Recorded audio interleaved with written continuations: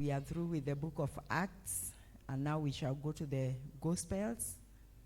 Kama kungekuwa na time ningekuuliza how many gospel books we have, but I go to the first book of the Gospels. It's the book of Matthew.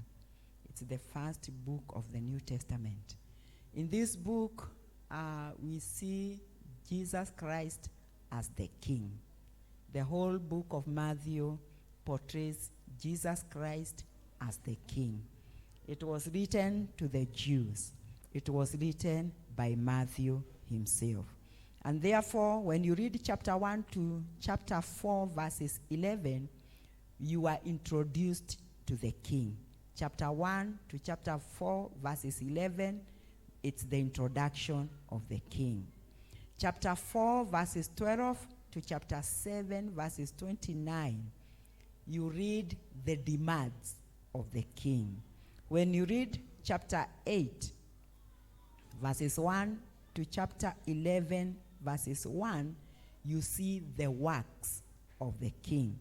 When you read chapter 13, from verses 54 to chapter 19, verses 2, you read the purpose of the King.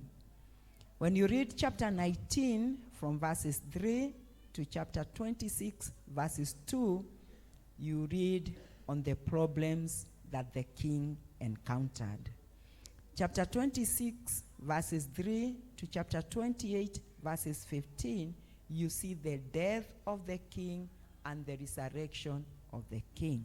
When you read chapter 28, verses 16 to verses 20, the King who has listened commissions the church and every believer. So we read the commission of the King. And that is the book of Matthew portraying Jesus Christ as the King. Amen. Amen. So I